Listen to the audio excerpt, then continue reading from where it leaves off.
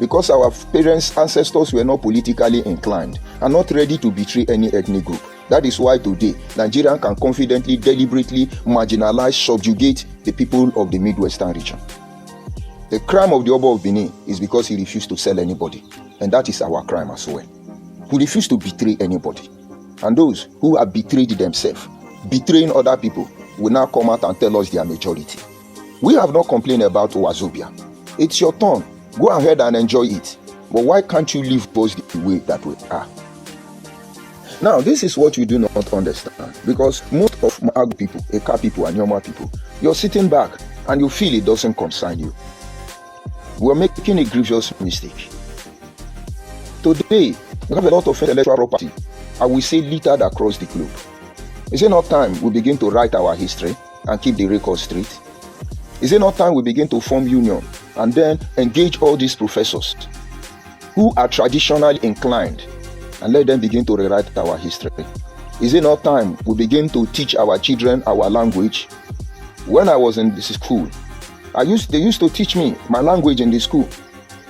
The book we use is called Ekoko Ogungoika. Ekoko Ogungoika. So what happened?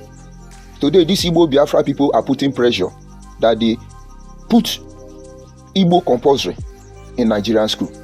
The same way they will push it for Yoruba to be compulsory and Hausa to be compulsory in Nigerian educational curriculum.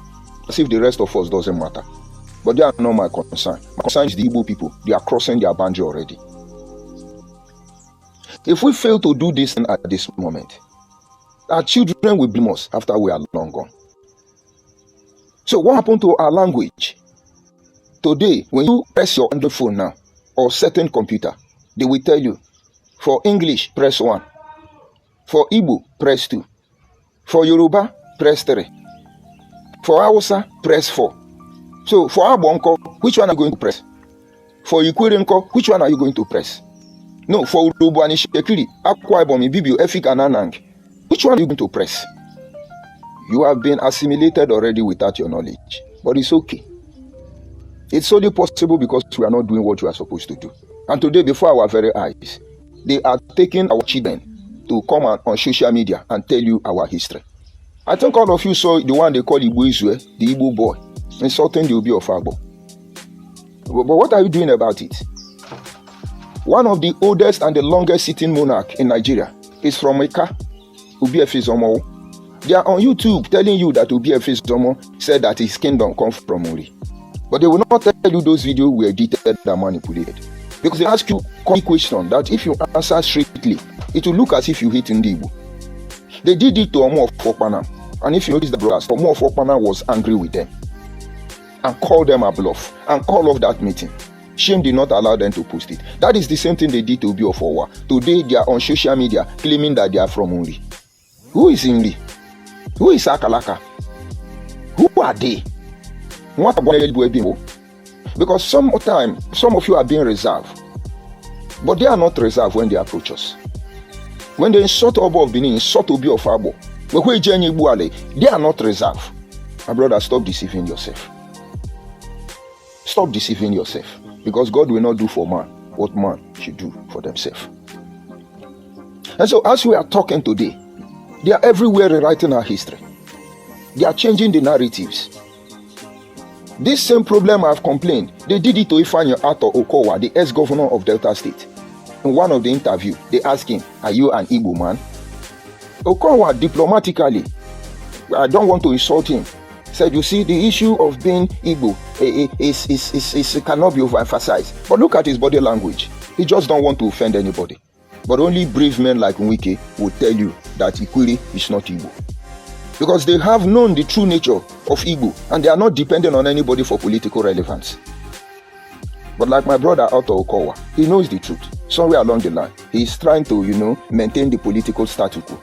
And that is why people like Senator will become Ohaneze Ndigbo. And then another one will be begging them to dash us to Igbo people. All these things, is it victory for us as a people? Or is it a threat to us as a people? And now, like I've explained to you, the wolf and the dog may look similar. They are not the same. If you are Abo children, you are Eka children, you are Nyoma children, do not let them change the narratives. It's unfortunate Most of you are not paying attention to what we are telling you, but we don't blame you. Because I would not want to agree that our fathers have failed, because the spirit of our ancestors are still with us. About 90% to 50% of Anyoma children cannot speak their language. We are the one trying to look for how to describe ourselves in Nigeria, because many people don't know your village name. If I tell you I come from Otolokpo, and I'm sure the Wazobia will not know where Otolokpo is, and I'm sure many people in Edo State will not even know where Otolokpo is, not to talk of knowing that Otolokpo is another Eka land. And so the only way we cannot describe ourselves is to look at those who have sold us politically and now are referenced in the imperialist government agenda. We now say, okay, I am Bendel Igbo, I am Delta Igbo, so that you know me. That is all. Anything outside that, my brother, my sister, you are not Igbo. If you are Nyoma, you are not Igbo. If they like, let them twist the history of Akalaka, the history of Ikumeku, let them twist the history of Ezechime. We already know the truth.